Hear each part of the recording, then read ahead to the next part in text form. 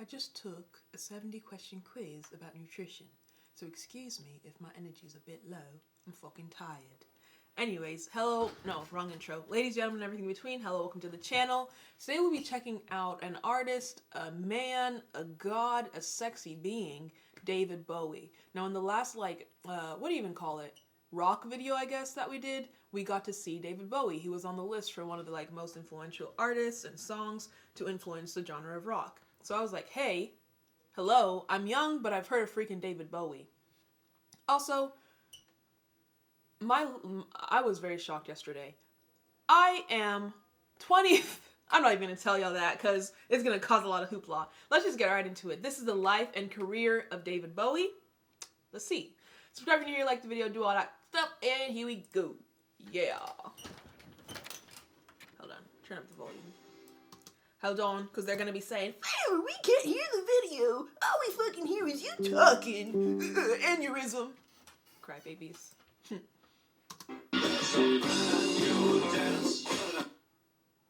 Whoa. Not what I was expecting. I thought he would be very, kind of delicate, how Freddie Mercury was. That's what I thought David Bowie was going to be. But he's on a whole different energy. He's like Motorcycle Boy. He gives me that energy.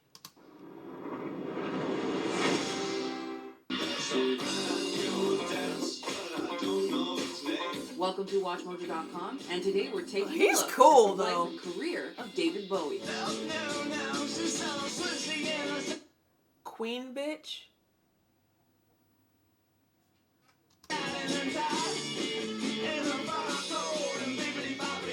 David Robert Jones was born on January 8, 1947, in Brixton, London, England. 1947? My God. He's passed away at this point, but he's been around for a minute. 1940s, my Jesus. 1947, in Brixton, London, England. Though he showed musical interest at a young age, it was only in the early 60s that he really pursued the art. He started by joining several blues bands, but branched off on his own when they had little success. Renaming himself David Bowie, he released his self-titled debut in 1967. Who's that hiding in the apple tree? This what y'all was jamming to in the 60s? If you were around in the 60s, comment down below so we can shout you out and give you your respects. We respect the geriatric population. But also, let's look at the drip of the 60s. This is fine wine dining. This is very nice. I'm not sure what kind of tie situation he has going on, but I love the vintage look of the pants with the big buckle belt. I've been looking for one of those actually, but I can't find them. But I love the whole aesthetic. Its lack of success led Bowie to participate in a promotional film called Love You Till Tuesday, which... Okay, so he was a musician, went actor. But I mean, I understand why he didn't blow up if he's releasing this kind of music. No offense to David Bowie. But this ain't it, this song. Participate in a promotional film called Love You Till Tuesday, which showcased several of his songs. Of particular interest was Space Oddity. That track became a hit after it was released at the same time as the first moon landing. Ooh! Life was so different back then. Now we're just oh, a Tesla can go 0 to 60 in 2 seconds. Nothing big. Bitch, back in the 60s, we were going to the moon. And that was monumental. We don't appreciate technology, life, the world anymore in general. Well, that's crazy. The moon landing booms David Bowie. But my question is, how did he go from this aristocrat vibe with his suit to David Bowie with the pixie cut and lightning bolt on his face? Where did that transition happen? I guess we're gonna see. Let's see. His sophomore effort of the same name, however, was another commercial disappointment. To promote his third album, The Man Who Sold the World, David Bowie walked so that Harry Styles could run. I assume y'all know who Harry Styles is. You're not that old. But look, he's wearing a dress. Oh my gosh, that's crazy. Bowie was put in a dress in the to capitalize 60s. on his androgynous look. In 1971, a pop-influenced record called Hunky Dory came out and was followed by the creation of his flamboyant Ziggy Stardust persona and stage show with backing band The Spiders from Mars. So he took these flopping albums and said, okay, we got to do something. And homie changed his entire personality, his entire persona, his entire marketing ideology of himself. He literally did like a 180 of who he was as an artist. David Bowie was just like, I don't know, rich, high class looking dude. And now he's like someone you can relate to, you know, with the red hair and the makeup and all that. I like it though. Because he was like, okay, this isn't working. Let's do something to vamp this up. And it worked with Ziggy Stardust. Even the names are kind of wild. Ziggy Stardust. What the? Then came his breakthrough record, The Rise and Fall of Ziggy Stardust and the Spiders from Mars, which climbed the charts My thanks God. to his performance of the single Starman on Top of the Pops. And the makeup?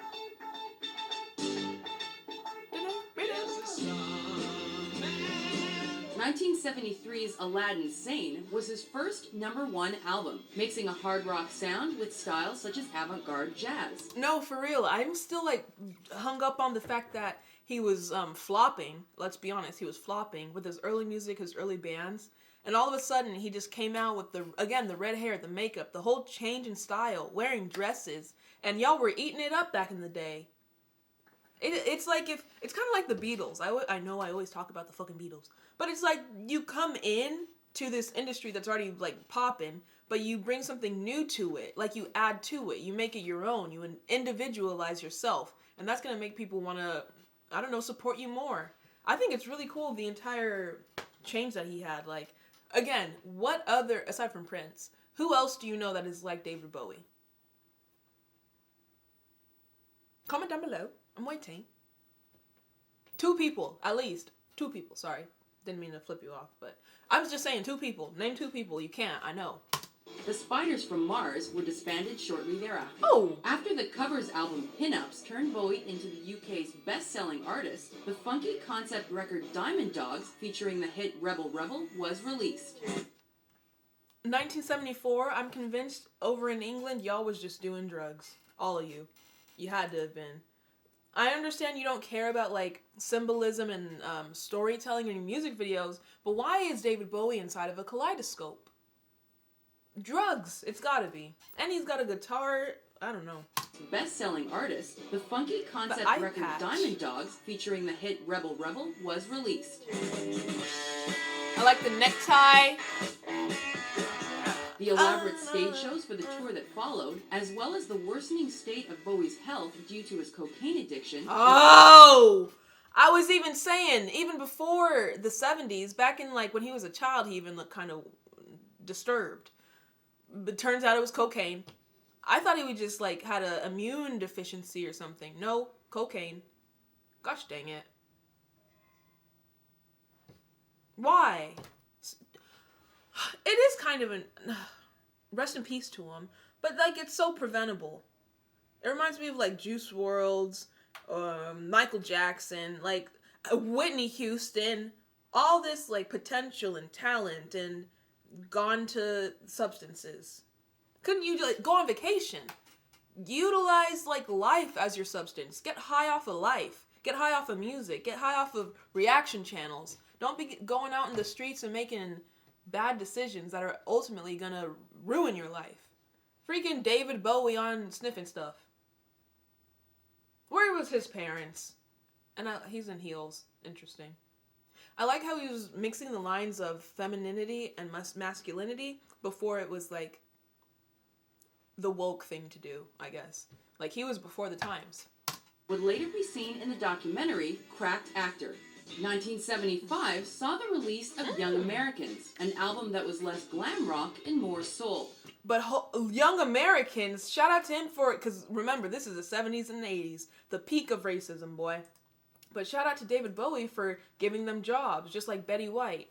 And this is just a side note, but there's always people saying like, oh, you can't really be mad at people for being racist back in the day. It was just the times. That's how things was. No, it's not. Because there were people back then, Bernie Sanders, Betty White, like I just named, rest in peace to her, and David Bowie, who were employing or bringing African Americans onto their shows and just communing with them like normal people. It wasn't an ideology of the times. It was the people's ideology. You know, racism was not excusable just because it was the normal thing to do. Like, you could go against it back then. I digress. Rock and more soul. This album spawned his first US hit, a track that was written with John Lennon. It looks like Madonna. His next album, Station to Station, featured the song Golden Years and introduced another alter ego, the Thin White Duke. Iconic. I understand. These different personas and different eras. It's a lot. I like it. This persona resembled his character in the 1976 movie The Man Who Fell to Earth. Up next. Hey, young David Bowie was kind of hot. Ooh, also serial killer vibes though. Jeffrey Dahmer looking. Fell to Earth. Up next was a trio of albums recorded with Brian Eno, known as the Berlin Trilogy, beginning with 1977's Low. This ambient and abstract album produced the UK hit Sound and Vision. This was followed by a more pop rock. Oh! Wait, why did my heart actually forget what she's talking about? Look at him. It was the stance. That got me. My heart, I had palpitations. My God, he's hot. Or he was hot, rest in peace. But David Bowie, that was nice. Woohoo! Oh boy. This was followed by a more look at that, but still minimalist album called Heroes. He's so weird though.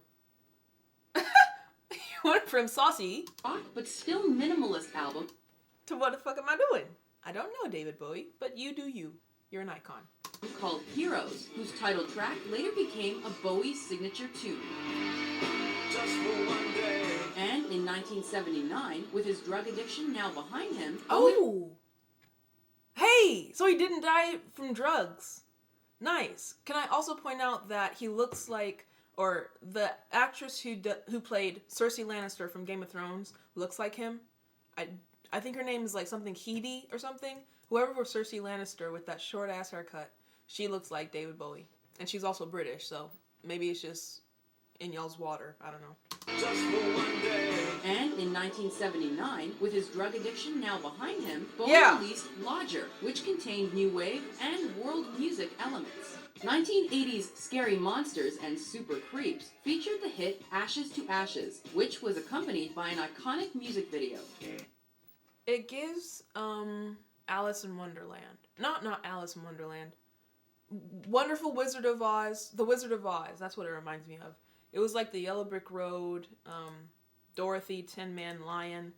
This entire shot. I feel like it was probably influenced by the Wizard of Oz. And Super Creeps featured the hit Ashes to Ashes, which was accompanied by an iconic music video. Bowie's career leapt to new heights in 1983 with the success. Finally, the first song by David that I recognize, Let's Dance. I've heard this one. Hey.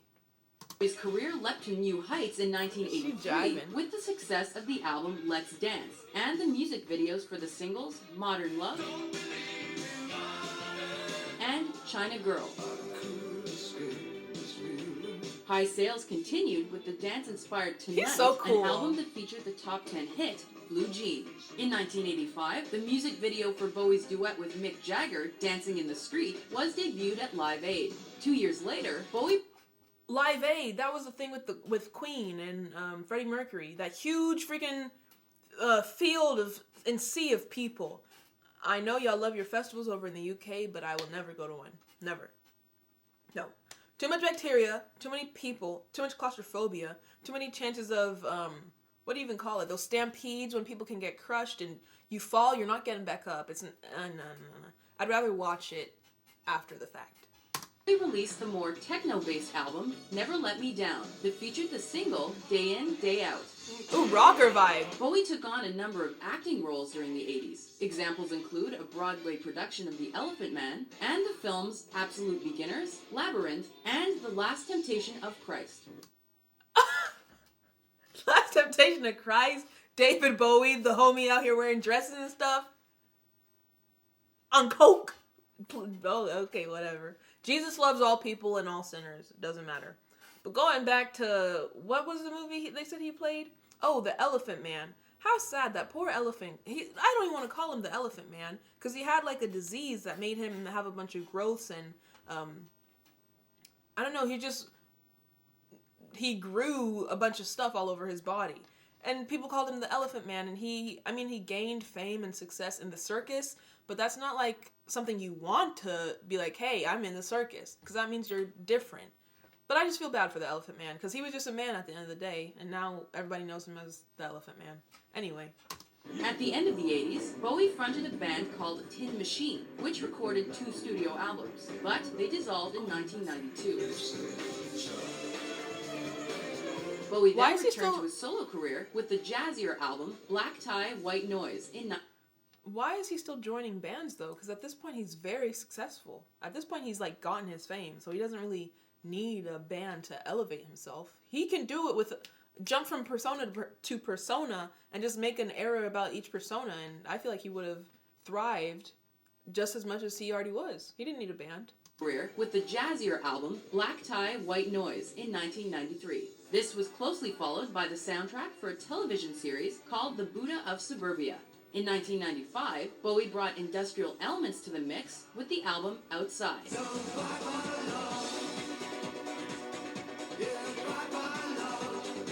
It's so weird to think that this is what y'all were listening to on the radio. Like, put on that new David Bowie, and he's bye-bye, love, digga-digga-digga-digga-digga. Different times. Also, let's think back to the fact that he was around in the 1940s, and now she's talking about the 1990s. Homie had, like, a 5-decade career. So, that's success. He's in his 50s, still topping the charts. That's wild. 50s! Who else is in their 50s right now, topping charts? Nobody. He gained more critical and commercial success with the techno-infused sounds of 1997's Earthling. What's going on? What's y'all's problem with Americans? I'm afraid of Americans. He had something with the African Americans. David Bowie. Transnationalist. There you go. New York City. 1999 saw the release of an album with more rock tracks entitled Hours. This is very moving. And y'all always say you don't like your symbolism in your music videos, but this speaks a lot to me. He could be looking at himself, like reflecting on his career. He could be looking at himself, looking at how the cocaine has aged him. Or he could just plainly be looking at himself and looking at how he's aged, like reflecting on his life. I'm getting older. Or he's just depressed. Because again, look at the back shadow. There's literally barely any light. The light that you do see is on like a dark green color scheme. Black outfit is like he's at a funeral. The color scheme, the poor lighting, it's all bad vibes. So this says a lot. Yeah. This was followed by the critically and commercially acclaimed Heathen in 2002, and another successful record in 2003 called Reality. Is he alive still? Because it's 2004 at this point. Emergency heart surgery in 2004 forced Bowie to slow down. So, in the latter half of the decade, he recorded only a few songs and played a couple of gigs. Bowie continued to act while he released albums. Some of his most notable film appearances include Twin Peaks, Fire Walk with Me, Mr. Rice's Secret, Zoolander, and The Prestige. Hey, I've heard of Oh. Okay, yeah, this is back in the 70s when he was on drugs, so never mind. But yeah, I've heard of Zoolander. A true chameleon of the music world, David Bowie has incorporated many different styles to make his own. With his distinctive voice and extravagant stage shows, he is surely an artist who will continue to be influential throughout the age. He's not dead! I thought he was dead!